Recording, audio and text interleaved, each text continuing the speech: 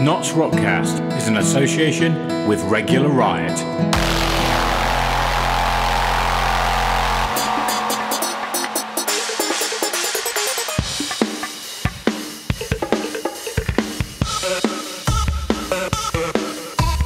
Welcome to NottsRockCast, the Notts Alternative Scene podcast.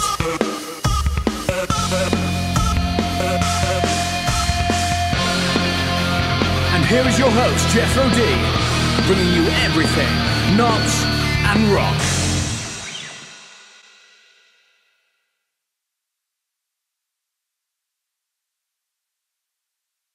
And yes, Notts Rockers, we're back for another week. This is NRC-035 over YouTube.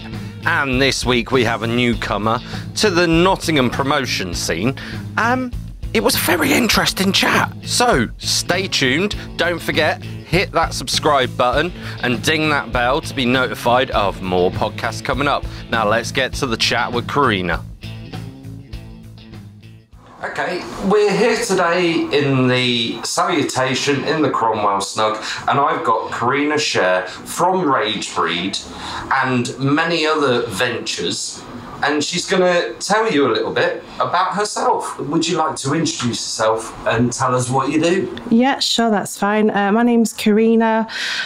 Basically, I own Ragebreed Promotions. It's part of Ragebreed, which is the main company, so we branch out in various different things.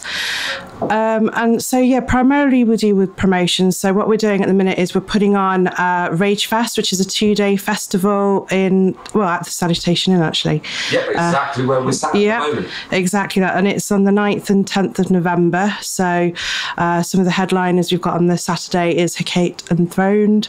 And on the Sunday, we've got King Goat and Gert. Another headliner we've got... Hang on. I'm just going to stop you right now. Yeah. Okay. I didn't see that. So here at the Salutation, yes, you've got King Goat playing. Yes. Yes, I'm sold. I'm there. How much? It's £20 for a weekend ticket. Yep. You can get day tickets. So the Saturday is primarily going to be a lot of the heavier stuff. So we do have a Forest of Stars playing. We've got Blasphemer on the Saturday. So it's going to be a combination of black metal, thrash metal, progressive, death, all that kind of underground stuff. All the all the extreme stuff, minus Lake of Dreams, which is what I'm doing, which is acoustic doom. So we're just going to have a bit of a breather. And then that's going to go back to all the heavy stuff again. So that's the Saturday, and the Sunday will be all the stoner, alternative, grunge.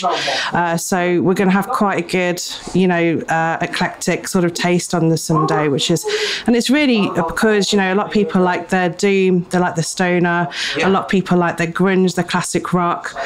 We've got a band called Spider Vein. We've got Graves, Stone Pit Drive. There's absolutely loads. So if you wanted to check out the lineup, obviously go to our Facebook page, which is Ragefest UK.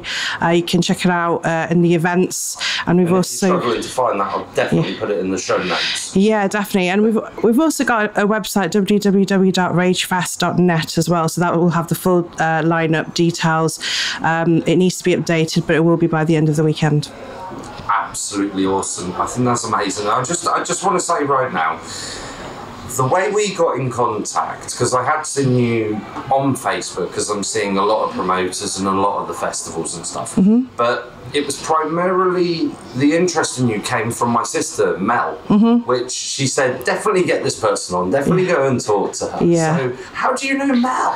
I met Mel through Sue Creek, and I believe they're related in some way. Yes, that's her auntie. That's right, yes. So we spent Damnation Festival together, so we had up their group, and obviously I was quite new, so but they were absolutely lovely people. Spent some time with them and got to know Mel a little bit more then, and then obviously bumping into her, various places and stuff. So got talking, and we got on really well. She's a really nice person. So she is. She's absolutely lovely.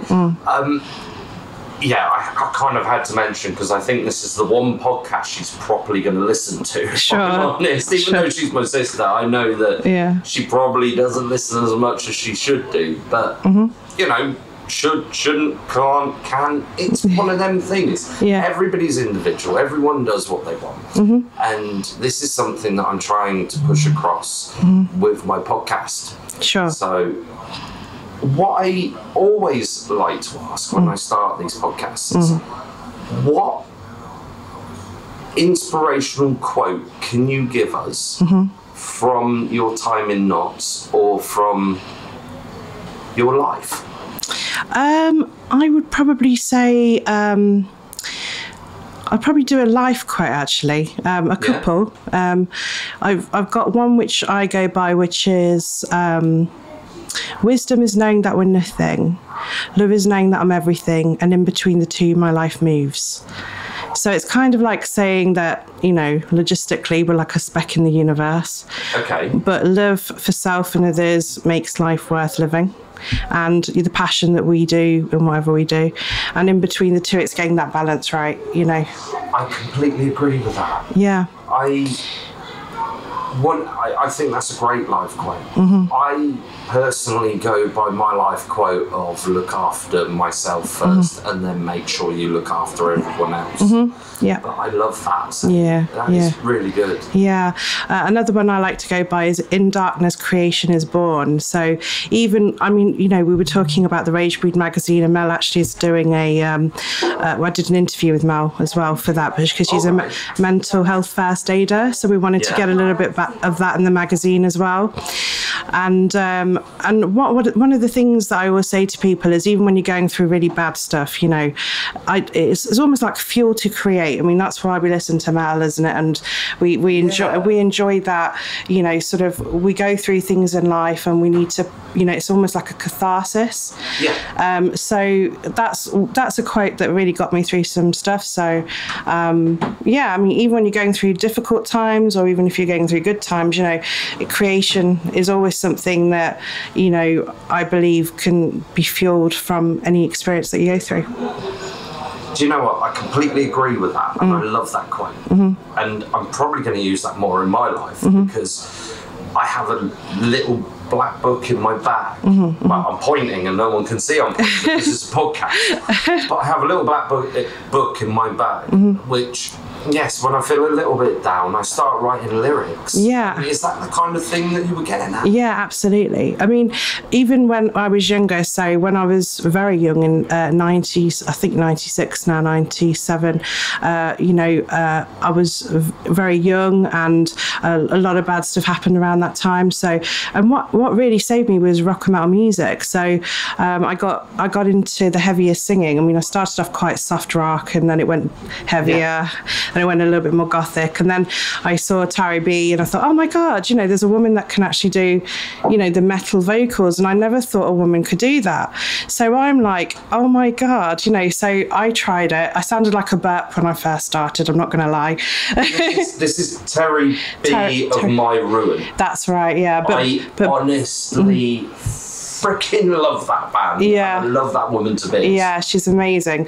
And also I got to meet her later on in life, which was great. And it was when we got the 4Ks in Kerrang with my band Mind Lapse, and our agent got to meet Tari B. So I got to meet a lot of my idols in the band Mind Lapse, actually. So that was amazing. Oh, so that's really cool. Yeah. So it kept inspiring me. And, you know, if she had never, you know, broadcasted what she did, or never done the things that she'd done, I never would have, you know, started up Mind Lapse or even had a go. So it just goes to show, doesn't it? You know, if you promote yourself and you're in the media and you know, you're doing everything that you need to do, you should just try it. Try things, you know, you never know what happens. I'm going to be completely honest. As far as I remember from My Ruin, I only really remember one album. So how many albums did they have? Because I feel really bad now that I didn't carry on. Well, I'll be honest with you, because I was so young when I first saw her perform, it was actually, I think they were called Manhole back then, and Shura Satana. And the album that got me into her music was All Is Not Well. And so when you listen to earlier Mind Lapse stuff, you can see the sort of, I suppose, inspiration in there in the music, because you can see the sort of the early rap metal stuff. But then later on in life, I started to listen to heavier stuff. So then we went kind of a little bit more, I got really heavily into Opeth. So, right, okay, and that's why you and Mel get on so well. Yeah, yeah. So I kind of got more into the sort of the heavier stuff, like Bloodbath, Opeth. I still love my Machine Heads, Fear Factory, Sepultura, that kind of stuff. But, you know, I started to venture into the sort of the gothic world, black metal, you know. Yeah. And so you'll find that later on as Mind Lapse progressed, it kind of got a lot heavier. Yeah.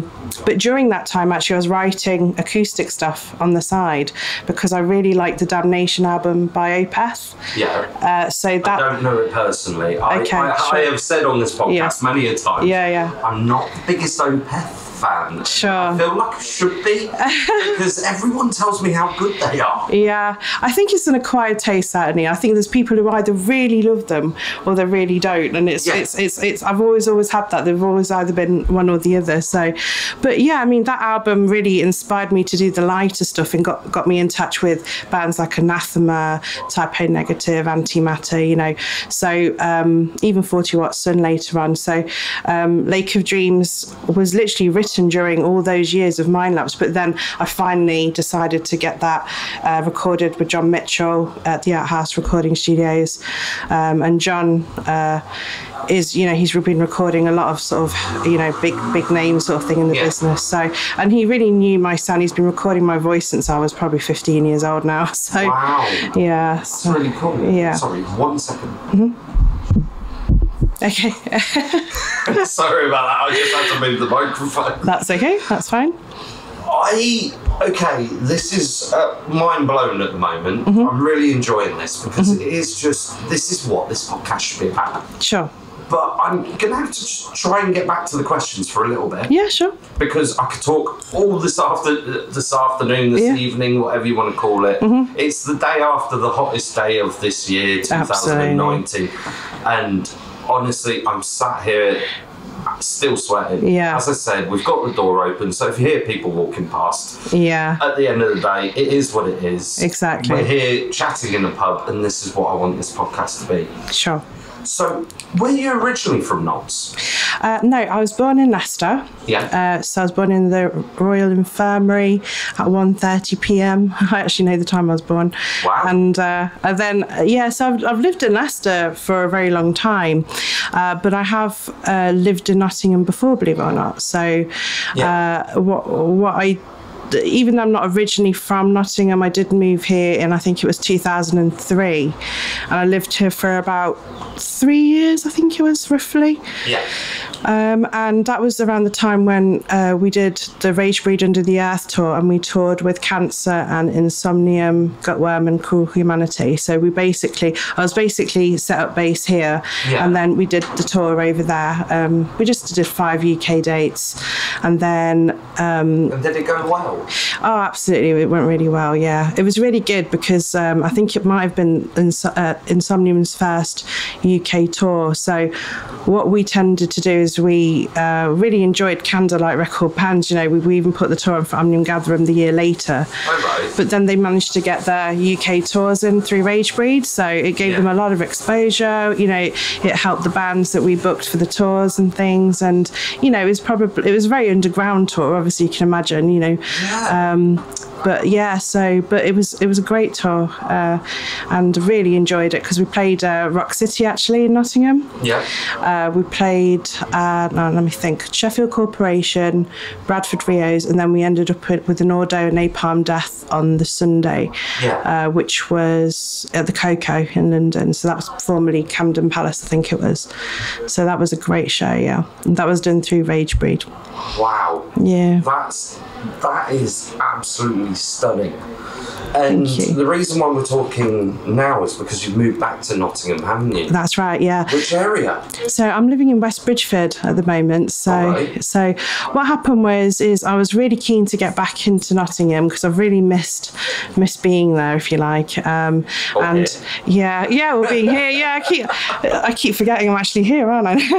But so it's been a great move over here because I've always wanted to get back. I love the scene scene here. I mean, the types of gigs, I mean, you know, I remember with Torturous Promotions being there, they're doing their sort of stuff, which is like underground stuff. So the gigs here, the scene here, the types of people that are into that kind of music that I really like are sort of all situated in Nottingham, really. Whereas I think Leicester does have some of that, but I think it was more focused on the more emo, pop punk, metalcore. It's a very big scene over there. But in terms of the heavier stuff, when we were putting Ragebreed Club Night on, we were finding there was very few people into the really heavy stuff that were turning up for the Headbangers floor. But then you'd get like a lot of people for the Riff Raff floor, which was the classic rock alternative, you know, that kind of stuff. So we just thought, you know what, and for me personally, I just wanted a new start in a city that I know I really enjoyed living with. So I'm here now, and I love West Bridgeford, and I love being in the city centre. And that makes me really happy to hear, because I started this podcast simply because A, I love the scene. B, I think the alternative scene's absolutely awesome. And C, I just wanted to get out and just record people. And I'm learning. To be honest, it's a challenge, especially when I'm out in a pub or I'm out in a club or something, I'm recording a band or I'm recording a person, I'm having to have the door open. I'm learning how to kind of balance it but still get the voice in. Absolutely. So how many podcasts do you listen to? Yeah, I've listened to that. I think Phil's going to be doing his, isn't he? Yes, he came out today. Yeah. And I'll tell you a little secret, which people aren't going to hear for another hour or so. Yeah. He's already got halfway through to being the top podcast that's been on yet. Excellent, that's so good. And to be honest, the picture that I took with me, Phil and Lewis Phillis and Bob from the Tab, I almost wanted to call him Robert then, that sounded so formal. But both Lewis Phillis and Bob are at the top 2 at the moment, and both of them said, as soon as Phil gets on, that's it, we're off. So it's very, I'm loving it. I really am. So do you have a profession outside of Ragebreed? Yes, I do. I work for PPL PRS Limited. So they're if you remember, I don't know if you know, but there's 2 head offices in London, and one's PPL and one's PRS. And basically they're responsible of gaining royalties for artists. Oh, right. So basically it's copyright, so it's making sure that the businesses are paying the royalties for the artists for using their music for their businesses and things like that. So we're responsible for making sure that everyone's correctly licensed, and making sure people get the money. Making sure, you know, all the artists. Which is a hard thing with streaming.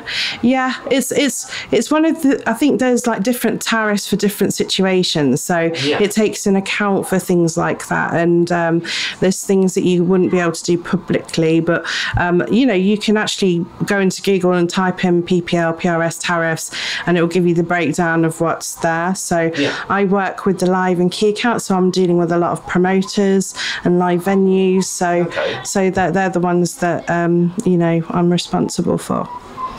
So you're probably the best person to ask. Am I doing the right thing by asking people to send me their music and I play it for free? And is that legal?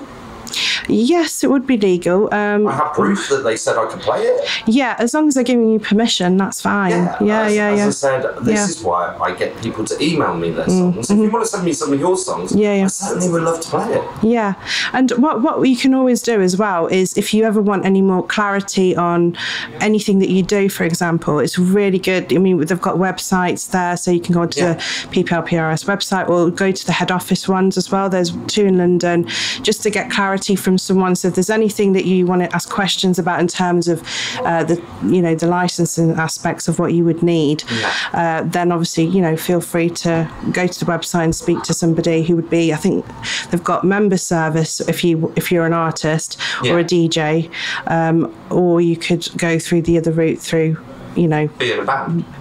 Yeah. So which I actually have a friend who's in 3 Years of Winter, and he's actually got a PRS account. Yeah. And I think he said he'd earned like £6 or something. Yeah. It's quite a small amount, but at the end of the day, he did it because he knows his music is going to go somewhere, which I honestly believe in. Yeah. I recorded their first album and wholeheartedly support that band. 3 Years of Winter are playing Ragefest as well.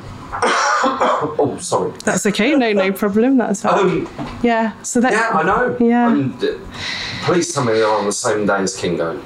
No, they're not. Oh, okay. You have to do 2 days. That's fine. 2-day ticket. Would you mind me turning up and interviewing a few bands anyway? Once I turn up. That'd be fine. Yeah? Absolutely fine. To be honest, you're going to get publicised about it as much as possible. Well, that's it. I mean, it's so good that we're getting these, really great bands in Nottingham. I mean, for me, it's just such a, great opportunity for everyone to sort of come down, watch, some signed bands, but also some of the unsigned bands are absolutely cracking. I'm listening to them on my Spotify. I've literally got a Ragefest playlist on my Spotify. And which ones would you say are worth looking at? Well, everyone I've picked. Everyone. I would. Literally everyone. I literally. Yeah, because I will only pick bands that I think are of quality, and I think that they're actually they're really doing something to me with their music. So, because we had a lot of interest, and I feel really awful when bands don't get on the bill. But then you've got to be selective, and you've got to think, right, what's going to be right for the festival? Is this going to work with this particular festival? And there were a lot of different types of music that got sent to me, but I didn't feel it would fit into the sort of wouldn't add no. Okay, more about you. What compelled you to be into the alternative scene? I know you talked a little earlier about your childhood. What compelled you the most to say, I'm alternative? I remember when I was really young and I couldn't sleep, and I went downstairs and I put the TV on, and I saw Slash on stage on the TV, and there's Axl running around the stage like a madman with his, singing his heart out. And I was like, what on earth is this? Because I'd never heard anything like that before. I'd heard bits because I'd heard a lot of grunge stuff because my cousins are actually into grunge as well. But they're still into grunge. They certainly are. They're still into metal. Cool. So yeah, flannel shirts and everything. Honestly, the tie-dye thing. We did the whole, metal shirts. They're still into it now. Still going to see bands. But that was the defining moment. And I remember, and it was Headbangers Ball that actually inspired me as well to do Ragebreed as well. So it was like for just being an alternative. I think listening to that kind of music, I just remember thinking, wow, this is really good. I really dig this. And then I heard, so my first album I ever bought was Use Your Illusion 1 by Guns N' Roses. And then I discovered Pantera, which was the first single I ever bought. Sporting, I'm going to call it a vest, but it's a cut-down T-shirt. I just couldn't get rid of it. I actually used to have that one, but it was in black and white. It's the Vulgar Display of Power. Yeah. I love that album. Actually, I just love everything they've done. Yeah. And so the first single I bought was the Pantera Unbroken one, and it was a single. And then the first EP I bought was Carcass Heartwork. So Carcass? Yeah. Wow. So I was looking at that the other day. Yeah. Honestly, I didn't realise how deep death metal goes. Sorry, I'm interrupting again. No, it's fine. It's great. I mean, because I had loads of different types of singles that I'd bought, and vinyl was really big back then. So I had Love Hate, Evil Twin, I had Wolfsbane, I had Skid Row, Black Sabbath, all these bands, and then I discovered Carcass and Biohazard and Typo, and over the years I remember again same sort of thing happened. Couldn't sleep for a while, put the TV on, Headbangers Balls on, and I saw Ember's Fire by Paradise Lost on screen, and I could not that was the point where went into the Gothic Doom side of things. You know, I really enjoyed it. And when I bought the Icon album, reading through the lyrics, I was like, this is actually sheer poetry. And, you know, just the lyrics inspired me to write lyrics and poetry. And I actually released a poetry book later on, which is called The Black Forest. And all of that was inspired. And where's that available? You can buy it through my Big Cartel site. So, cool. So it's, I think it's www.karinasher.bigcartel.com. I have to remember that one. But yeah. That's fine. Send me all these links and I'll get them all on the show notes. Yeah. Definitely, yeah. Right, okay. So, as much as we've talked about the whole alternative part of your life, is there any special mentions about yourself that people probably don't know, like a stamp collecting hobby or something? They don't know. Let me think. I love surreal and abstract art. Oh, right. Yeah. As in you go to galleries? Yeah, I like to go to galleries, but I also create it myself. Oh, right. So what happened was, I got into, well, when I was very young, I started to draw faces and things like that. And then I started to put really weird things in there. And it suddenly became, a lot of people say, oh, wow, that's really interesting. You know, it's really different. Yeah. And then I got approached by Aspire magazine, who said, you know, we really like your stuff. We want to put you as the top 10 artists in Leicestershire, I think it was. And I was thinking, you know, so many, don't get me wrong, I like my art, but I don't think it was like, you know, up to that level, if you like. I mean, don't get me wrong. Yeah. No, sorry, carry on. Right. But it was just really funny because, but they said it's because it's so original that they've never seen anything like it before. So I was thinking, well, fair enough, that I understand that aspect. But, you know, I like Da Vinci as well, when you're looking at all his art and it's so spectacular. Like the Sistine Chapel yeah. Like that. I love all that. Wow. And, but I just wanted to say a second ago. Yeah. Just saying that when you're saying it's just my art. At the end of the day, it brought up this silly memory from absolute years ago, where some woman had put on and entered a competition. Sorry for saying some woman.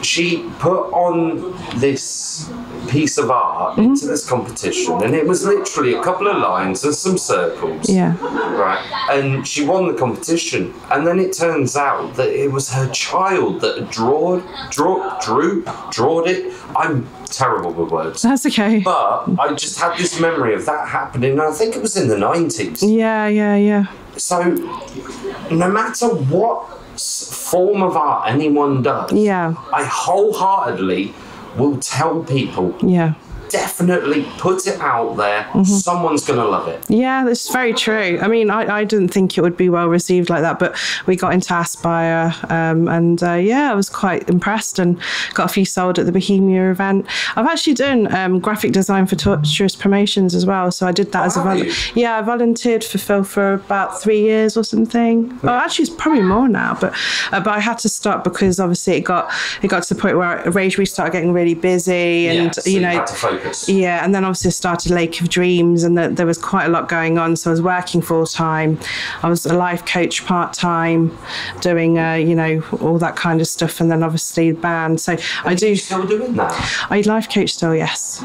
Yeah. And this is a really hard question to ask. Just tell me more. Yeah, okay, sure. I want to know more about life coaching. Okay, so I decided, I think it was 2017, and a long time ago, I went to university to study counselling, and I did the certificate, and I got a merit on there. But I didn't pursue it further because I felt with counselling, you were supposed to be a soundboard. You couldn't give anyone advice, or you couldn't help them gain results. It was more like you were ripping off the plaster, you're listening to the event, but then when they asked you for help, you had to say, well, what do you think you should do? And I felt that for that point, as a cat, I could not, because I couldn't give them advice, it made me feel that was not for me. So I decided to have a look at different routes where I could help people, basically. And one of the biggest things that I was looking at was motivational speaking, life coaching, that kind of thing. Is this class as motivational speaking when I do this podcast? Well, yeah, I suppose so, in a way. Yeah. I try. Yeah, absolutely. I mean, it's kind of like I did the course anyway, and in life coaching, and I also did a few other things like neuroscience and things like that. Yeah. And then I ended up getting a diploma in life coaching. And what it really is about helping people set goals in their life. So, so say they may. I'll give you an example. I can't give names, obviously, for data protection, but I don't do names on this podcast. Yeah, no, that's fine. Okay, that's my third unwritten rule. The first two are set in stone. Yeah. No politics, no Brexit. No. And the third unknown one is no names. No names, yeah. Unless I'm shouting them out because I want to either A, embarrass someone like Liz Phyllis the other week, or B, I want to try and promote someone. You're more than welcome to promote people. Yeah. But definitely. Yeah. Well, that's cool. I mean, this particular client had come to me, and they, in a really bad place in their life. They hadn't got a job. They were feeling really down on their luck. They had goals in mind, but they didn't know how to get there, and they needed someone to assist them to get, to organise their life, I suppose. So what a life coach essentially does is they sit down, they listen to what you have to say. Where are you now emotionally? Where you, in your life? In order to get to that goal, what things do we need to do? And we have the session is planning strategically and looking at what is the next step? How do we get to that goal? How do we? Yeah. And, he's made such incredible progress so quickly. And, seeing someone who's, full of life, he's employed, he's happy, he's socialising, he's doing all the things that he never thought he could do. And I'm really, really proud of him, because it's like, you think when he couldn't even talk to somebody and look them properly, he was stuttering all the time. And now he's out there, he's putting his own events on, he's doing all this, and I just love to see people shine. That's the bottom line of everything that I do, because I just love to see people in their element, because when I see people down, I want to help them, I want to bring them out of it, and I want to help you, I want to see you shine. So when I do Ragebreed, it's to see people shine. The people that I have on my team, I want to see them shine. When I do life coaching, it's all to bring people up to that point where they're they're in the element, and that just gives me that feeling that I'm comfortable. And it helps both people, because it helps me feel like whatever I've gone through in my life, it's given me purpose and that compassion to help other people, to bring them up from the darkness, I suppose. Oh, that's amazing. Wow.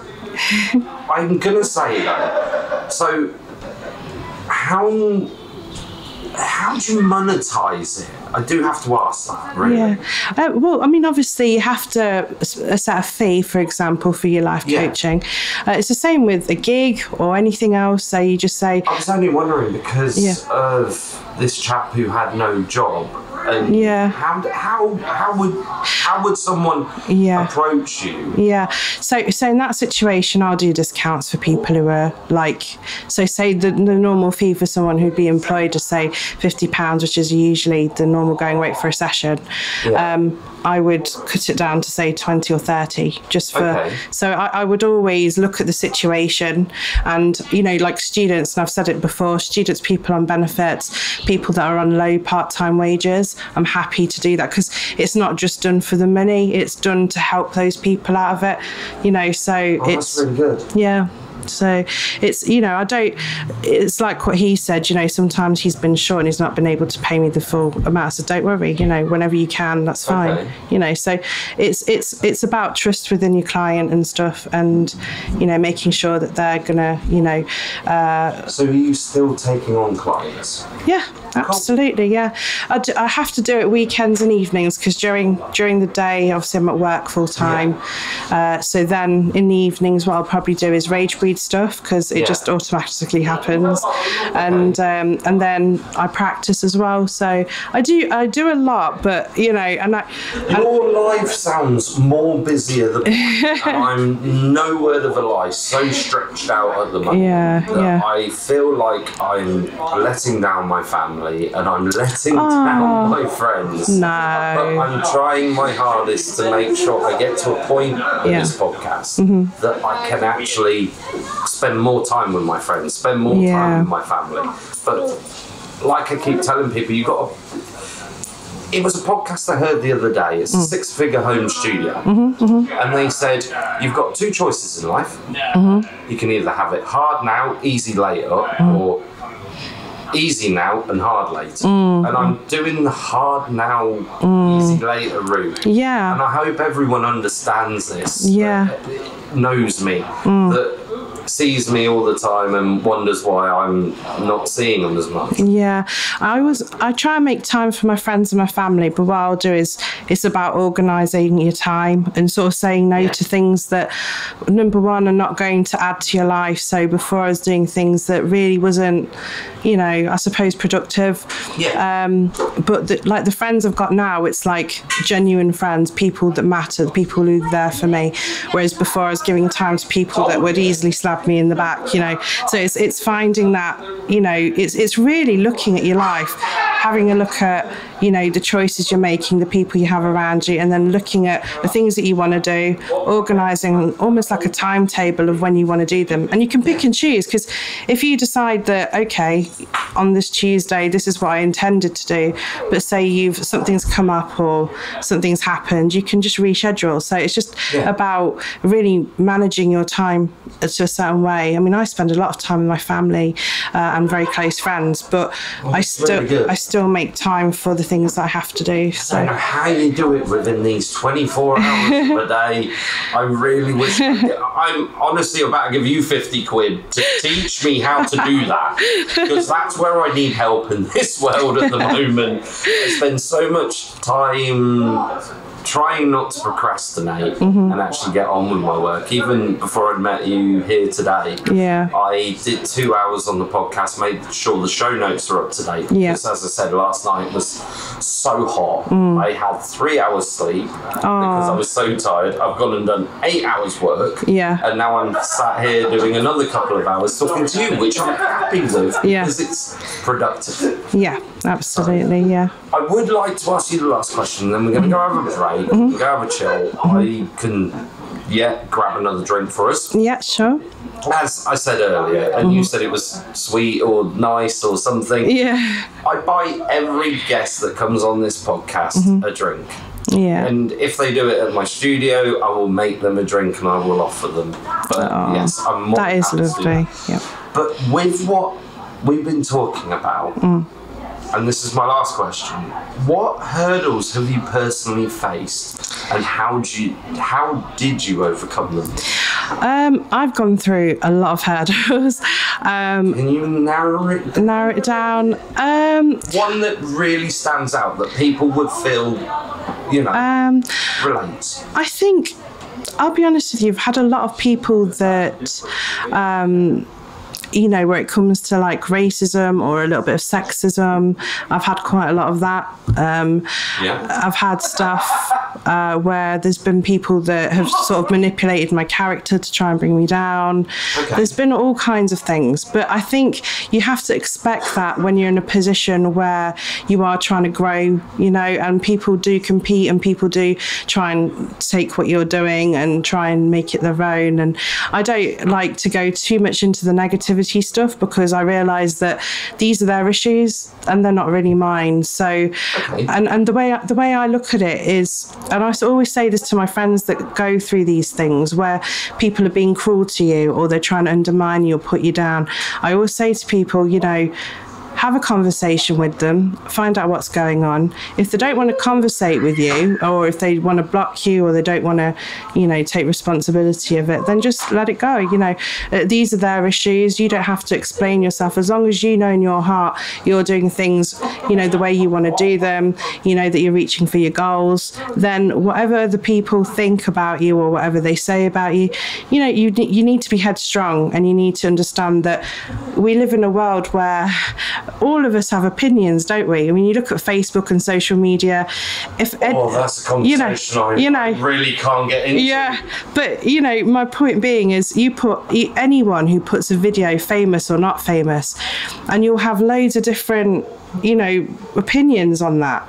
So you're never ever going to stop people from having those opinions. You're never going to stop people from having reactions to you. You just have to be headstrong enough to say, these are your opinions, it hurts a little bit, but do you know what? At the end of the day, you can either be in my life, come into my life with positivity, or you just, leave. Don't give those people ammunition to keep coming back into your life to try and bring you down. Okay, I really relate to that. Yeah. I really, really relate to that. And when me and my wife first started dating, she's not really into the alternative scene. Okay. Unless she's had a couple of drinks, then she'll come out to the sale, she'll go out to the tap, she'll go out to the line, she doesn't matter where.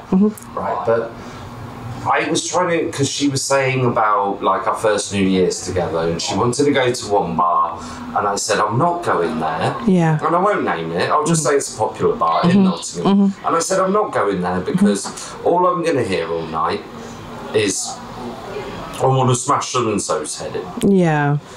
Now, that's not the point of this story. The point is, if I ever was in one of them bars and that certain situation where someone's being aggressive to me, I do exactly what you just said in a simpler version. I'll ask them if they're okay. Yeah.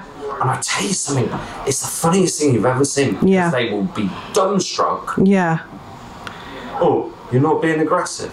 Yeah. Well, no, not really. Are you okay with what's going on? Because I am a very gentle, I don't know, giant. Yeah.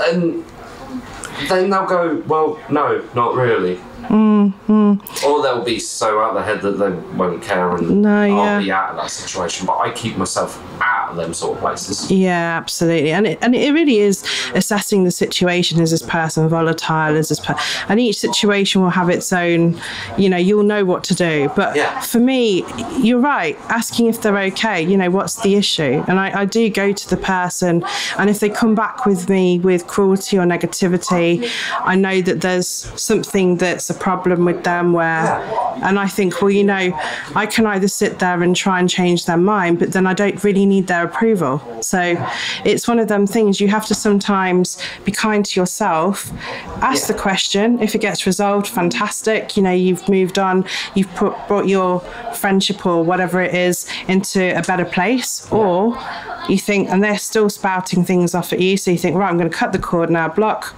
I don't need this, because this is your issue. I'm not responsible in fixing your issue. You need to fix your issue, and come back to me when you've sorted that issue out, know.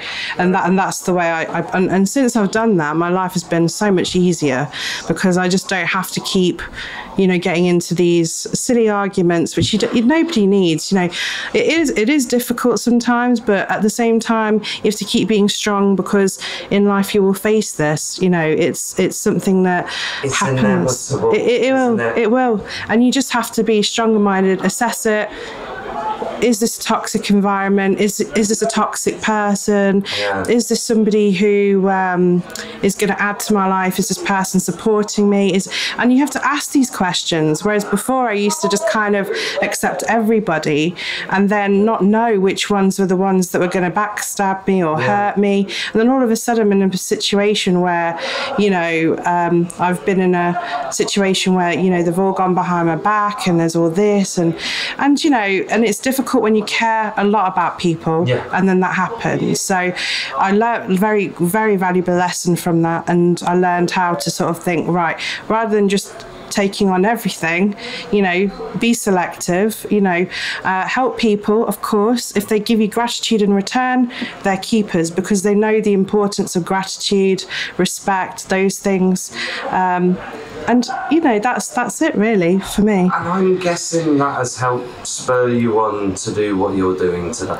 Yeah, absolutely. And helped spur you on to do Rage Fest and do your company. Get you out of bed in the morning. Absolutely, I think that is absolutely awesome. Thank you. I honestly, this is heartfelt. Honestly, I'm going to say we're going to take a break now. Yeah, sure. Okay. I do need to take a break. Yeah. And then we can get back to this in the Knots and Rock section. Yeah, okay, right? cool. Great stuff. And don't forget, go check the podcast out on a podcast player, and you can hear the music that Karina has done herself. So, let's get back to the second half. Okay, cool. But like I was saying a second ago, it's... I live life... I've forgotten it now. Aww. I live to live. I don't live to work or work to live. Yeah, I know what you mean. Yeah. So it's one of them things. Yeah, absolutely. So, yeah. Right, okay, welcome back. We're here in the Salutation in the Cromwell Snug. We've got the door open because it's a freaking hot day. It is hot. And I said freaking. I didn't swear, even though this podcast is rated explicit. So you can swear all you want, and you've done really well not to so far. And most people come on and they're like, can I say fuck? And I'm like, well, yeah, of course you can. Yeah. But I'm here with Karina, Sher from Ragebreed, also live coaching and Lake of Dreams, and wow, the list goes on. It does, yeah. So, okay, NottsRock. Mm-hmm. What would you say has attracted you back to Nottingham? Mm-hmm. Not so much the alternative scene, but Nottingham itself. I think just there's so much to do here in terms of, there's a lot of history and culture. There's lots of, what I really like is Sherwood Forest. I'm really aiming to see that at some point, and I really want to go to the caves. Which caves? So you've got the Nottingham caves. We had this discussion. I had this discussion earlier with Jake. Right. Yeah, there's caves everywhere. Come on. I know. So I heard that there was like a caves tour or something down in Nottingham. So they were talking about, is it the old City of Caves? Yes, I think it might be. Yeah. So I just want to, I'm kind of intrigued to see what that's like, and probably get some photographs down there if the light's okay down there. Have you been in the caves down here in the south? I don't think I have, actually. Did you know there's caves here? No. Oh, there we go. Okay, cool. So, we'll go and have a look afterwards. Yeah, sounds good. Yeah. I'm allowed to take people down there, and I've told the bar staff and I've told Jay himself that if they're struggling to get people struggling for bar staff, so long as I haven't had too much to drink, I'm more than happy to take people down for a tour. Wow, that's amazing. I know. God, I didn't even know that. That's incredible. You're going to be surprised when you actually see the whole of the caves down there. Yeah. So, just Nottingham has everything there. I mean, I really like, there's so much to do, because I like to do the things like, I've just been to the cinema today, What would you see? The Lion King. Oh, right. So a rerun then? Yeah. Which cinema? It was Cineworld. It's the one in town. So, I've been wanting to see it because I've heard lots of people say it was really good. So, I've got the day off today, so I went down. Is that a new one?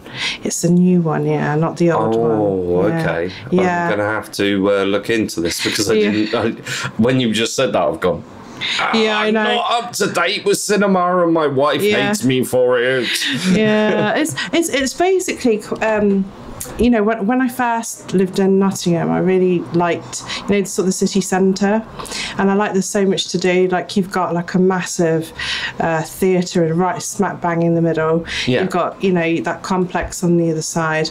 You've got so many rock bars. At the corner house. Yeah, and you've got all these rock bars everywhere. You've got like places to dine. There's just so much to do. So you're talking about the little street down from the corner house? Yeah. So did you check out Foreman's? Yeah, I've seen the Foreman's. Oh, it's an awesome place. And also, I've been going to the Chameleon as well. I've been Tap. I've been the Sal. I like the Pit and Pendulum as well. So that was another one. That's an interesting place. It really is. Yeah. I like downstairs. I just like the seating. Yeah. Like the huge. It just has such a great Gothic thing about it, and I love that the doors are like books. So you wouldn't. Other guests have described the Pit and Pendulum as a little bit of a gimmick. Yeah, Would you describe it as that? Oh yeah, of course it's a gimmick. It's I think definitely, but it's a bit like anything you do. I mean, if you put I don't know, a Harry Potter store or something, or you know, but if you're into that kind of thing, then cool. You know, I mean, I'm into like quite gothic furniture and books. I love books, and I love, you know, the music and stuff. So yeah, I like that they've put a little bit of I don't know, that it's given it its own unique stamp, and there's not another bar really like it. But my favourite place, I think, well, I won't say, it's difficult because every hang on. Yeah. What's your most favourite part of Notts or Nottinghamshire? There you go, yeah. So at the minute, I'm in love with the Sow. Like, I really do like the Sow. When I first came down here, the people were really friendly. I love seeing the bands upstairs because I went to the Dogtalica thing upstairs. Yeah. I've even been on the karaoke one night on the Friday. Oh, with Tony? Yeah. And, you know, and I like, you know, we had a Ragebreed night out, and what we did is we did Pit and Pendulum. I think we went to Tap and Tumbler. Where else did we go? I think there was one other place. I forget now. But we ended up at the Sow. And, you know, what I love about the Sow, it's open till late. I love the Tap because it's that proper sort of like that traditional rock pub kind of thing. Yeah. But every bar has got its own unique thing that I really love. So it's like there's so much variety, you know, and you can go other places as well. I mean, I don't always go to rock bars. I might go to somewhere else just for a difference, you know, just for a change. I mean, I think I went to one bar for one of my friend's birthdays, and the door was made out of suitcases, you know. It's just so quirky. Where the hell was that? I think it was... I need to go check this out. Yeah, and it's got like, you can go downstairs and they have caves as well, but they closed it that day, which is why I wanted to see the caves in the first place. Oh. Yeah, so... Yeah. Okay, as soon as you brought it up, I need to say this again. Mm-hmm. And this is something I touched on with Phil Core, was just how much each individual alternative places in this city, and it doesn't matter where you go, you will get a different atmosphere everywhere. Yeah. Now, the amount of people, and do you know I've got questions coming up next week? Yeah. So definitely ask me a question. Everyone, ask us a question. Yeah. But if someone was to ask me where my favourite place was in Nottingham, I couldn't tell them. Yeah. Well, my favourite alternative place. Yeah. I couldn't tell them because I love every individual place for its own unique character. Exactly that, yeah. And I completely, wholeheartedly agree that you went round and checked them all out. Yeah. Because you get to experience so many different sides of life. Exactly. And what we sometimes do is we'll go to Pit and Pendulum. So we have Ragebreed staff meetings, and then we have a night out afterwards. So we'll get together at the pit, have some food. How many staff you got? At the minute, we've got about, I think it was about 15. We have had 34 in the past, but there was kind of no need to have that many. That was when we were doing big club nights. All right. Regularly. But now we've kind of trimmed it down a little bit. And that's when you were in Leicester, wasn't it? Yeah, so we used to work with Venom Nightclub down there. So we had Ragebreed Club Night. It started off monthly, we then went quarterly. But the focus for this year is because we wanted to kind of, because I moved to Nottingham, we wanted to branch out and do the festival, which was the big thing this year. And then we're going to have Ragebreed Club Night on the Saturday after the bands are finished till 3. Yeah. So we can introduce it sort of slowly. Okay. And then we've got the Ragebreed magazine, which we're really, eager to get people. So anyone that say want to be in the magazine, they want to know what our rates are, or if they just want an interview or a feature, obviously get in touch with us through our bookings email or that page, because we've got we're not releasing it until September. So. Okay, so hang on, I'm coming from the other side of the table here, because obviously I'm the side that's the host right now. Yeah. So you do the hosting. Yeah. And you ask the questions. Do you want to get me on? Yeah. I would love to. I honestly, because I've been this side for so long now. When I say so long, it's only been since October last year. Yeah. But it's almost coming up to the first year of me doing this, and I'm honestly cringing at it. I had to put all the dates in, because I've been talking about doing a live night where I want the audience to ask a panel of guests questions that I'd usually ask, and I'll just host it. Then we have bands on. We do like the Jules Holland thing. Yeah, sure, okay. But I honestly was thinking the other day, how do my guests feel when I ask them questions? So, I'd be up for that. I mean, we've obviously, definitely. I will definitely send you some questions over. If you want to get involved more, let me know. And it's what I'm about. So long as we're supporting Nottingham and the alternative scene, I'm very happy at doing that. Yeah, that's great. Yeah. Cool. Okay, I'm going to ask you a hypothetical question right now. Okay. Right, it's a bit long-winded. I'm going to pick up my iPhone. I keep telling people this. It's like a whole audio descriptive. Yeah. A person gets off a tram, train or bus, then checks into their hotel, goes into the bar that you're at, and asks you, I've never been to Nottingham or Nottinghamshire before. Where is the one place you recommend I check out next? Probably the salutation then. So we're sat in the cell, you're saying, just stay here.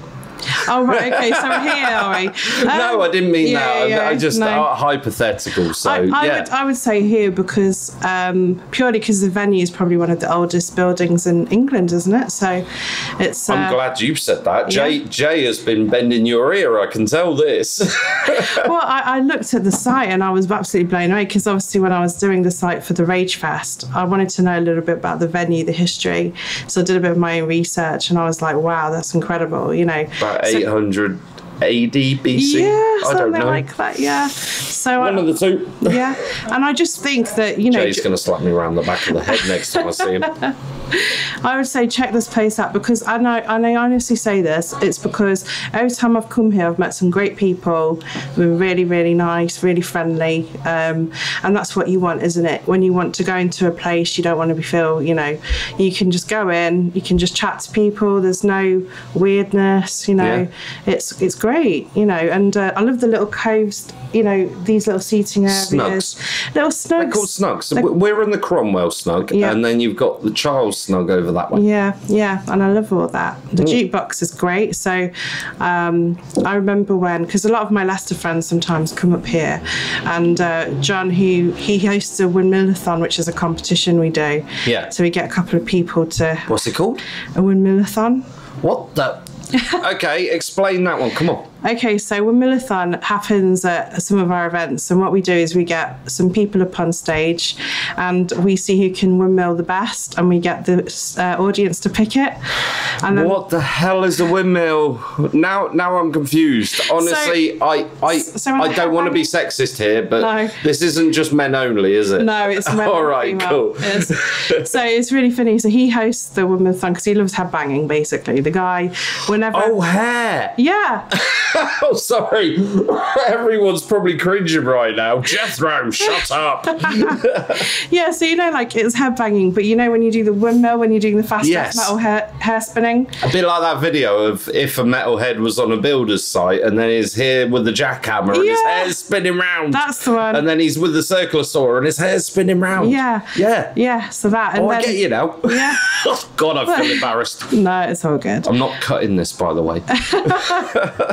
But yeah, it's it just gets people in the mood to headbang, and it's great for the events because then afterwards everyone's competing, and it's just we've hosted them a few times and people win festival tickets, and so they win quite a lot. So we get some rare merch maybe, or we might get festivals to donate, and it just gets people in the mood to headbang, and it just kind of makes the event a little bit different from the rest. We add some competitions in, engage with the audience a little bit, get to know them, and so that is honestly, now that I actually know what it is and I'm not letting my mind run free, right, that is awesome. I really wish I could join in with that. Unfortunately, I have probably the longest hair I know out of some of my friends. And I really wish I could join in, but due to certain medical conditions, I am not allowed. Yeah, no, that's fair enough. Yeah. Okay. I do want to ask you, what is your most treasured musical object? My guitar. I've got a Schecter Diamond Series, and I love it. Is this acoustic or electric? This is actually electric. Wow. But I do know the Diamond Series. I had yes. to ask for the simple fact everyone's like, is it acoustic or is it electric? 'Cause that's all anyone ever asks. Yeah, that's true. I have an acoustic guitar as well, which is just a Yamaha one, but it does play beautifully. Yeah. But tell me about the Schecter. Why? The Schecter. So obviously before Lake of Dreams, I used to be in metal, so I used to do the death metal screaming, I used to do all the heavy vocals, but I used to write the songs, the skeletons of the songs. So yeah, obviously all the heavy riffs and stuff that you'll find on. So if you wanted to check out Mindlap stuff and the type of style I used to play, it's Forgotten Memories of Past Lives on iTunes. That's the name of the album by Mindlaps. Yeah. And so why is because it's basically got a really heavy edge, but because I really loved Opeth and that kind of dynamic sound, it needed a warm sound, clean, yeah, but it needed the heavy crunchy sound when it's, you know. Okay, let's talk about more about this guitar. Yeah. Humbuckers, single coils, mix. I don't know, to be honest. It's I'm a guitar enthusiast. I need to know. Okay, is it like, I'm sorry, audio descriptive here. I'm holding up two fingers and saying this is a humbucker and this is a single. So you have your bridge where your strings go in. Yeah. You'll either have a humbucker, a single, or a humbucker. I think it's just a single, to be honest. Yeah. What, on a Diamond Schecter? I think so. I'm sure that would I think we might have taken it. You don't think at the top? No, I'm talking, there's your headstock, where all your twisty bits are, and then you've got your strings going down, and then you've got your body of your guitar, and the pickups that are on it. Yeah. What are they? I couldn't tell you. Wow. Okay. Yeah, I'm sorry. Enough. I'm not a technical-minded guitarist, so unfortunately, basically, I was trying to make it more appealing for all the gearheads right now. I know. Going, oh, for God's sake! I need it here to look at it. But you see, the problem with me is, and this is the thing. When I saw it, I picked it up and I played it, and it played like a dream. And I was just like, that's amazing. I want it. You know, there was loads of the guitars I played, and I tried a few Ibanez's and things like that. And I just weren't feeling it was very high end. I wanted something a little bit more tonal, which was clean, but also really crunchy when it was heavy. But when it comes to the technical side of stuff, Gaz, who was my ex back then, because he used to be the guitarist in the band, knew about stuff like that. Whereas with me, I'm a vocalist, you know, that's my primary thing. So let me start again. What colour is it? It's black. Cool. And it has best colour ever. Yeah, and it has this like little rim which is like a little bit diamondy, so it's like, and diamonds on it. Diamondy on it. Oh, cool. It's pretty cool. Yeah. So yeah, that's probably my most treasured musical item. I do have obviously the Yamaha guitar that I play quite a lot. That's to do the acoustic stuff, and I do love that as well. Cool. So yeah, I've got kind of two, but microphone wise, I'm still looking at the best one to do live, because I did used to have a Sher one, but I kind of want to see if there's anything a little bit better. And you don't know what type of Sher, I'm guessing. SM65, I think it was. Can't remember. 68? 68, that was the one. 78, 68? Yeah. I don't know. Sure, I know it was a Sher, mate. 58? Yeah. Probably. Fuck knows. Hang on. Unfortunately, people, you're going to hear a bit of ruffling now, but did it look something like that? Yeah. Yeah, that's the pulse. Yeah. Ignore. I haven't got Shers because I don't think they're as good. They're very similar though, aren't they? Yeah. Sorry about all the ruffle, because that's okay. I was pulling the big fluffy thing at the end that takes out the pops and whiz bangs. Okay. So I used to ask alt, rock, metal or other, but name your subgenre. My subgenre, what I do in Lake of Dreams? No, or what you enjoy the most. enjoy. If someone said, Yeah. what's your subgenre? Actually, I should ask, like, hang on, start again. Okay. What's your subgenre? Yeah.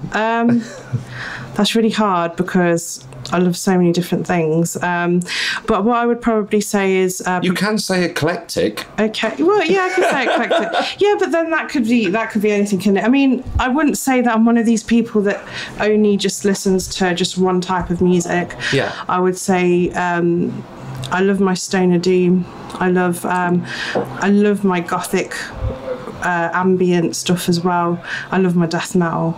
Yeah. I'd probably say those three are my favourite genres. I can't really sort of say one because, you know, I'll be in a mood where I'm like really sort of like, yeah, you know, I want to sort of, I'll be a bit hyped up and I'll put maybe a Spirit Caravan Dream Wheel album on or St. Vitus or something like that. Okay, you're talking about bands I even haven't got a clue about. Wow. That's all right, that's okay. And then, you know, another day I might put on a Typo Negative CD on or a Paradise Lost. Okay, I'm going to stop you right now. Yeah. Okay. You mentioned Typo Negative a lot of times. Yes. What is your favourite Typo Negative song? Love You to Death. I know it's cliche, but I love it. I do love the song. No, that's cool. Yeah. No, I had to ask because at least I could ask a question then. Yeah. Obviously, you're naming all these bands I don't know, and I'm like, okay, she said something. That my favourite, not that anyone asked, but I'll tell you anyway, and you've probably already heard it on the podcast a few times, is Everyone Dies. Yeah. I don't know why, but honest to God, do not believe there is a heavier song on this planet that beats Everyone Dies. And I asked this on Facebook a little while ago, and people gave some suggestions, and they just weren't as heavy as that. No, it's when that big, heavy riff comes in, and it's dun dun dun. Fuck. Yeah, no, that sounded nothing like it anyway. But I get done for PRS breaking rules, and considering a PRS person is here, I'm not getting involved in that. Okay. Since we talked about a lot of bands, what is your most influential band or artist? Influential, okay, so I would say for the earlier stuff I was doing in Mind Lapse, that was Tari B, Machine Head, probably, Fear Factory. They were sort of the bands back then. But then obviously as my taste grew, I went into more Carcass, Opeth, let me think, what else was I listening to back then? A lot of Paradise Lost, Anathema, that kind of stuff. And then I think what happened is I love my really extreme death metal as well, so that's always been something. I like my metal heavy basically, so you know, stuff that you did mention Carcass earlier. So I don't know, you could list there's so many bands though, isn't there, when you look at it, but don't even get me started. It's just so much. But I think later on then Lake of Dreams, so that was born, and I got into a band called Southern Isolation, which was Phil Anselmo's ex, who was called Stephanie Opal Weinstein, and she released with him, I think it was Southern Isolation. It was a EP, and I listened to it and I loved it, and I loved her tonal voice. And strangely enough, she's actually messaged me recently saying she loves Lake of Dreams stuff, and we've been sort of commenting each other's stuff on YouTube. Wow. So yeah, that's kind of cool. But so for Lake of Dreams, I'd say 40 Watt Sun, Wardruna. I love Wardruna. Opeth, Anathema. I love The Gathering. I think The Gathering are absolutely brilliant. Is in the band The Gathering? Yeah. See, I love The Gathering, but it's the album by Testament. Testament are a great band.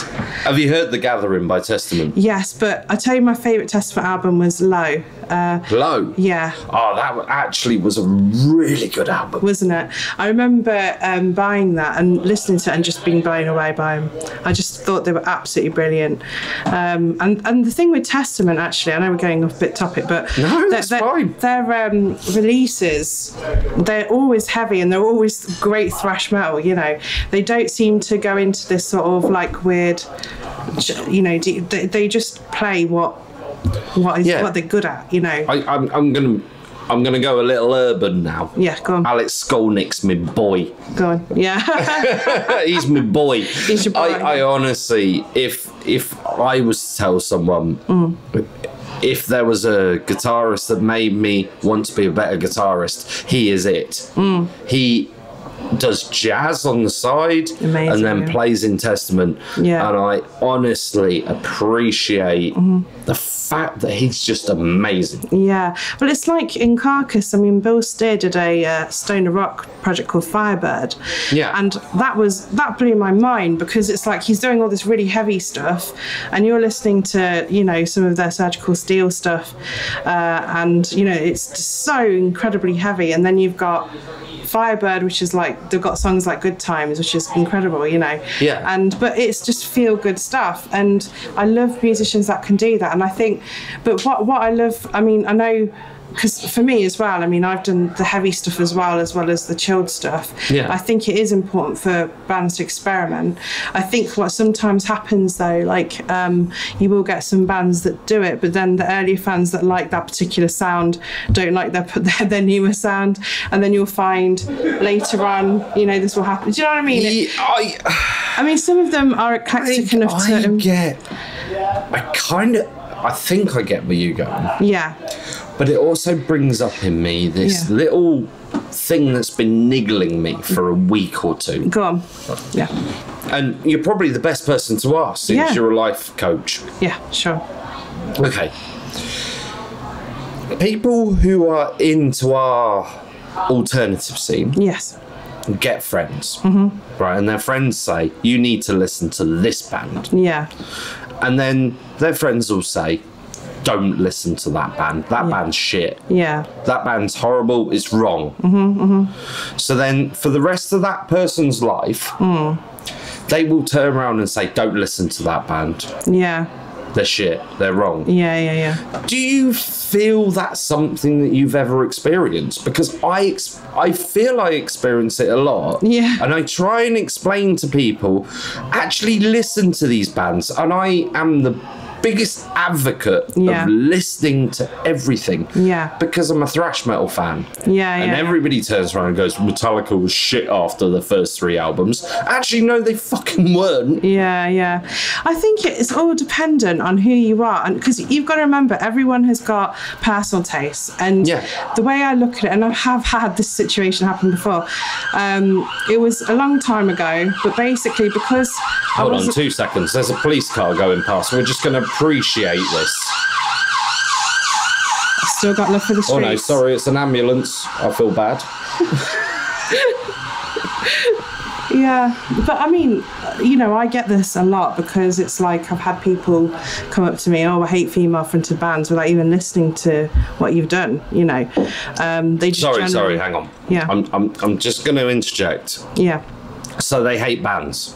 They come to me, and you know, if I say that, did they say female-fronted bands? So they hate bands. Yeah. Doesn't matter whether they're female or not. I completely believe it's just a band. Yeah.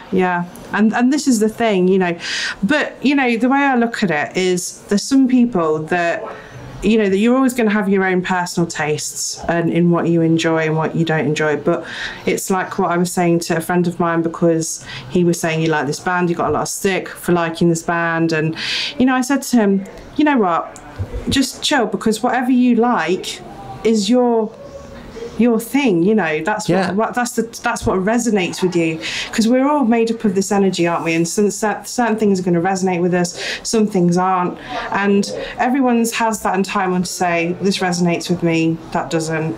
But it can be difficult when you're so passionate about a band and someone else says it, and then it's almost like it becomes very personal. So what I try and do now is, when people say, oh, I don't like that band because of this, I think, okay, that's fair enough, that's your point, we can agree to disagree. But personally for me, I really love them because of A, B and C. And if they say, yeah, but B and C wasn't really my thing, fair enough, you know.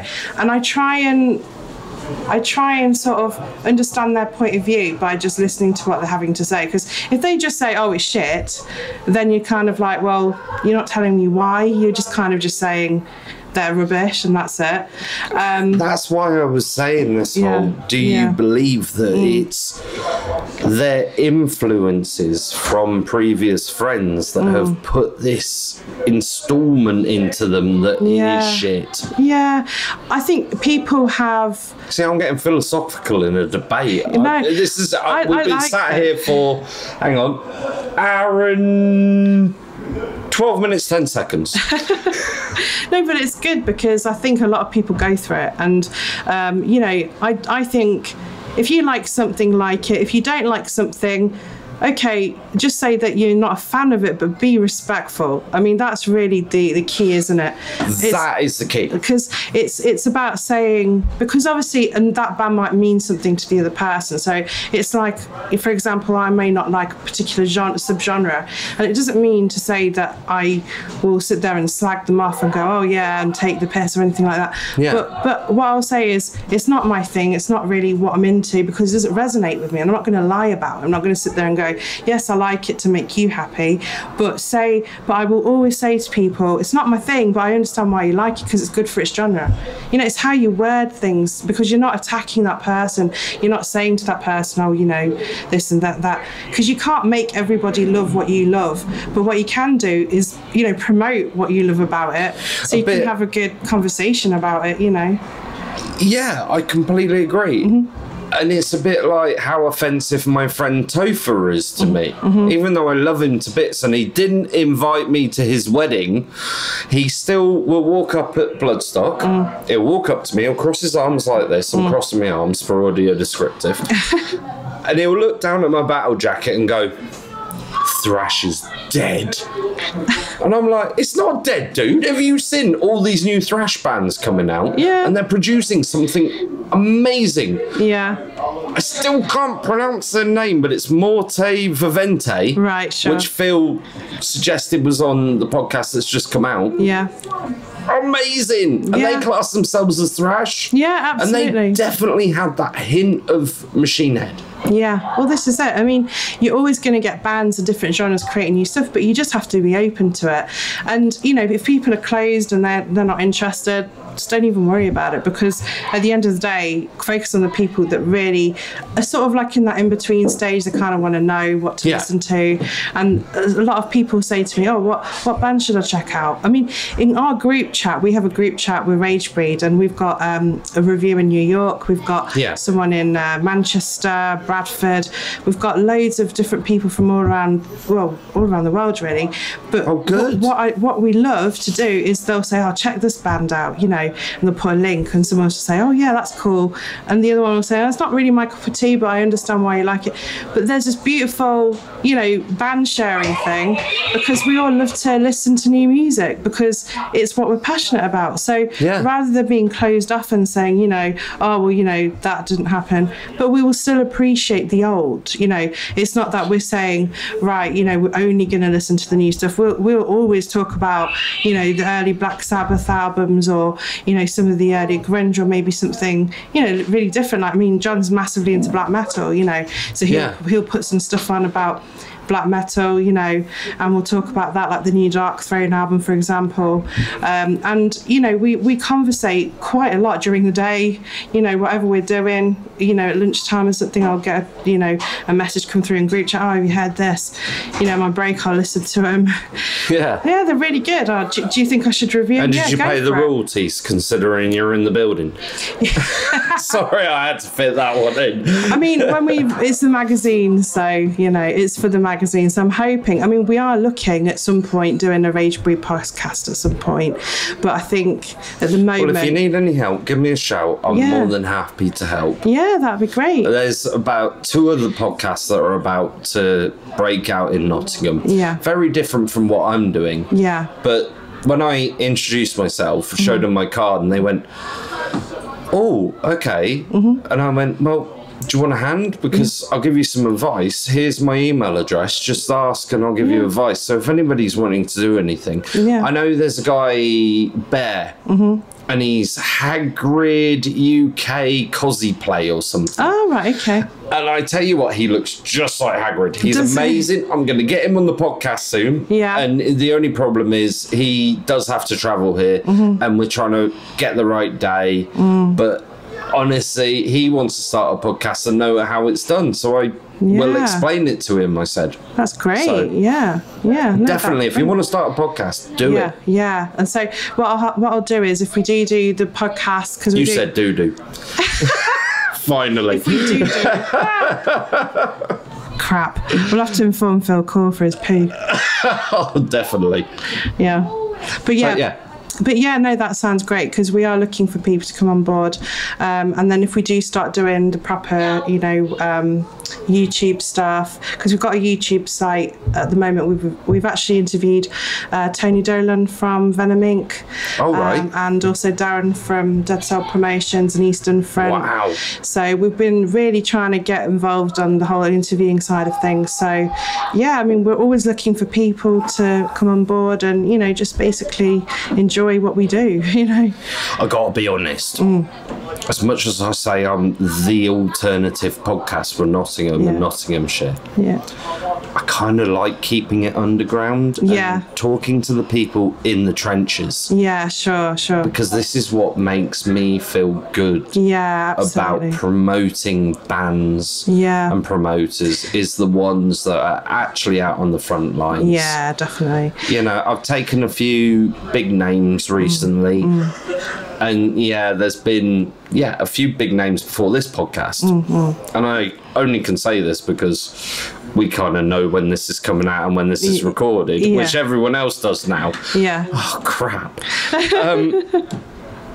But I'm very much wanting to talk to people in the trenches, fans, people who do different stuff. Well, definitely. And the thing is, one of the biggest things I did want to say as well is with Ragebreed is we try and help everybody. We've always done this thing. We did a VIP card where you could get in discounted in different promoter events. So we do that for Torturous Promotions. We're affiliated, and we're also affiliated with Rotten Roots Promotions. So if you buy the card, you can get in literally like £1 cheaper or something. But it just helps. Cool. So it helps people who are like big gig goers and financially gives them a bit of a hand, really. So, Okay, just before we bring this to a close, so you're doing Ragebreed this year, 2019. And I hate saying this at the moment, but 2020, you're obviously going to come back with a new Ragebreed here in Nottingham. Is it still going to be at the Citation? Yeah, absolutely. I mean, we'll probably be... do you mean as in like the festival? Yeah, the festival. Yeah, For the time being. For the time being, yes, cool. Definitely, yeah. So how does a band get in contact with you for next year? So what they need to do is go to the Ragefest page, and there's actually a submissions form on there. But actually, the best way to do it is go to the website, so www.ragefest.net, and it says there's a thing which says submit your band, and it'll tell you everything that you need to do. So even if, say, for example, they do everything on there, and it does say it's for this year, but it will be for next year, because all the bands that I couldn't put on this year, which I thought were absolutely cracking, they will go on next year as well. So, I've told bands, that are even friends of mine that, there's always going to be slots, because we do Ragebreed live events as well. So we'll be doing a random event now and again, sort of thing. So even if they don't get onto that one, there will be other events. Make sure you give the podcast an invite. Yeah, I might turn up with my recording equipment and we can interview some bands and tell them about the good night that you're having. Absolutely, yeah. That sounds great. I'm going to have to split through these questions. Yeah, no problem. And we're going to bring this to a close. Name what you're excited about in the upcoming 6 months. In the upcoming 6 months. Okay, so the biggest thing would be Ragefest, obviously. Obviously. Yeah. So I think that's probably, and also the magazine, because they're two very you know, both coasts of my heart, because obviously I love promoting underground bands, even if they're signed, you know, self-financed or unsigned. And I'm really looking forward to doing a 2-day festival. I've always done 1 day, so this is going to be my first time to do the 2-day. Oh, is this the first 2-day? Yeah. Wow. I've done tours before, but it's kind of not the same thing, you know. It's like a 2-day festival, so, you know, I'm really looking forward to seeing people down here, you know, and showing their support for these bands. But just generally enjoying the 2 days that we'll have here. I think it'll be a really good thing for Nottingham to experience that. So, well, I am fucking excited about King Goat. Yeah, definitely.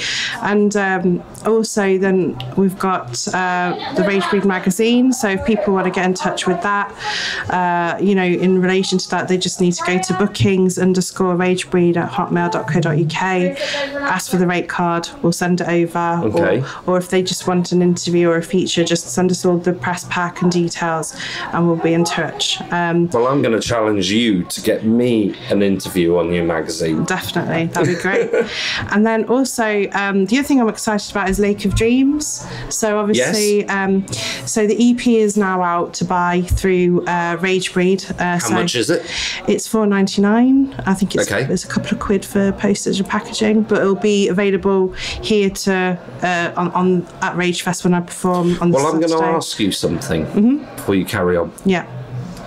Will you send me one track and we'll play it after this? Yeah, of course. Yeah? So Yeah. everyone knows what they're getting. Yeah, absolutely. Yeah? And I'll play it on the podcast and it'll get cycled through God knows how many people these days. Yeah, lovely. Yeah, I mean, they've played it at PPL, PRS offices as well, Yeah. which has been great. So, But this is going out worldwide. yeah, brilliant. Yeah, definitely will do that. So it's basically I'm writing also for the new album next year. At the moment, I'm concentrating on getting also the songs perfected. Yes. It's kind of acoustic doom stuff. So I'm really excited about performing for Rage Fest. Really excited about getting the EP out there. So there's going to be a lot of advertising for that and promotion for that. Yeah. And then obviously, you know, the various events we're doing. So, Cool. Yeah. Right, I'm going to ask you the last question then. I've really enjoyed chatting today. Yeah. I deepest in my heart, so I have actually had a real blast sat here this afternoon. Yeah, it's been I'm great. sorry I've drunk a little bit. That's and I okay. will say, today has been sponsored by the Salutation and their lovely Hobgoblin Gold. Lovely. Go check it out. Anyway, Jay's paying me for this. No, he's not. I'm going to kick his ass soon. I'm going to get a slap around the head. I know this. But in your opinion, what do you think makes the Notts alternative scene great? I think it's how people interact with each other. I really do think it's the people. I think everyone who I've met here has been so kind, so nice.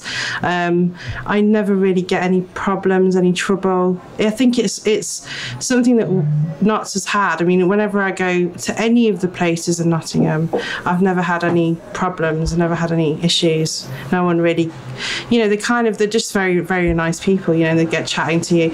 And I think also, you know, the amount of shows that we've got here for the underground scene is I got to be honest, I said this to Chris the other week. Yeah. We should actually totty up how many live events happening in Nottingham, because I'm sure there's more than London. Yeah. Because they said 600 and something. I'm sure we do more than that. Oh, yeah. I mean, there's loads to do. I mean, every weekend, I mean, look at my calendar, think, bloody hell, that band's playing. I mean, I went to see Bast, you know, the other year. And this is when I was living in Leicester. And I was thinking, and I remember thinking back then, you know, how great that we've got bands like this, you know, that are being played and, you know, and performing. And I you know, regularly used to make trips to Nottingham when I could. Yeah. You know, just because I just love the atmosphere. I love how people come up to you, how you doing, who are you know, and literally spark off a conversation. You get to meet people. It's just everything, isn't it? It's the people, and it's, you know, the places that you go, and it's the shows that are, you know, it's just, you know, great place to live. a great place to go out in, you know, and I'd recommend it to anyone who's out of town even, because, you know, a lot of my friends that do live, say, in London or say in Scotland or wherever, you know, I know that there's a few people from Scotland coming down to the Sale in November. They're like, oh, you know, what are the people like? How, you know, what's it like living over there? And I've just said, it's absolutely brilliant. I said, I've had no problems since I've been going out, and everyone's respectful, everyone has a great time. You know, what else can you ask for? I've experienced something very random this week that I didn't realise I'd experience. Okay. But I had 3 bands that are coming up this year and next year that are coming to Nottingham. And they've asked me to play their music beforehand. Excellent. To make sure that the Notts people know what's going on, because they obviously have said that this podcast is going that far. So I don't know how to wangle it, but if you want to extend my appreciation for music to people, you're more than welcome to tell them, get on this podcast. Yeah, absolutely. Beforehand. Yeah. Because then the Notts Rockers, and I kind of don't say that much apart from when I'm texting on Facebook. Yeah. But I do call everyone the Notts Rockers. Yes, you sat out there, you're a Notts Rocker. That kind of sounded rude then. But I would love to hear more music from outside of Nottingham played, and then say, this band is playing on Saturday, on Saturday. Saturday, Friday, Sunday, Monday, Tuesday, Wednesday, Thursday. I think I got it all. I'd love to do that. Yeah, and you know what? The lineup is so varied as well. We've got so many different types of bands playing. I mean, I would recommend checking out a band called Spidervane as well. They're kind of cool. Well, do me a favour, give them a message. Tell them to message me. Yeah. And I'll play the music. Yeah. And I will say, Spidervane and Graves as well. Going to be at Rage Fest, so buy your ticket, get there. Yeah, and what I'll do, I'll send you a list of the bands that are playing. We could even try and organise a podcast or interview prior to the show. As I said, I want to turn up on the day and just catch them for 10 minutes and have a quick chat with every one of the bands. Brilliant, yeah. You can pre-warn them that I'm going to be about. If they're interested, if they're not interested, it's up to them. Yeah, well, we'll probably have a media room, so definitely, yeah. Sounds great. Cool. Yep.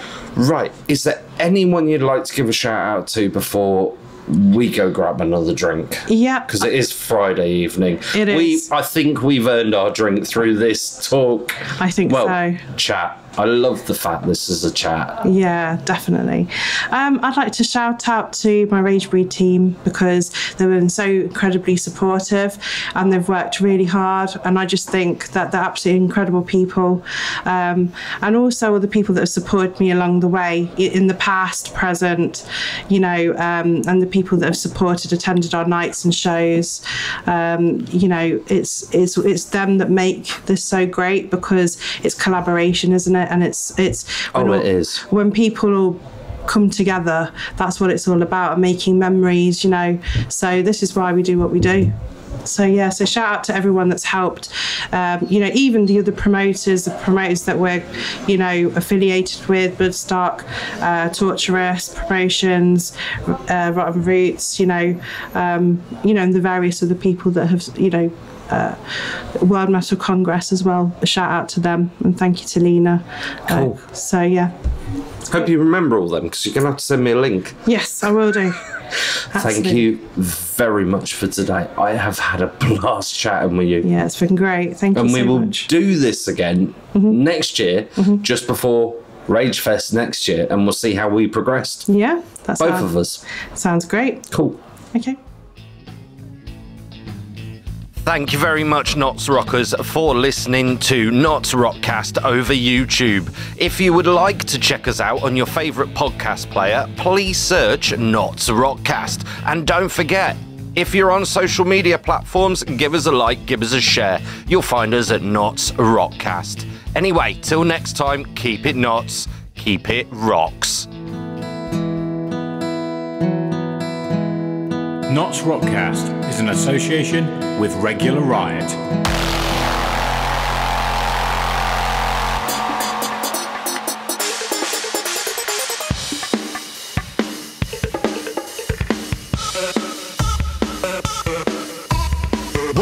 to NottsRockCast, the Notts Alternative Scene podcast.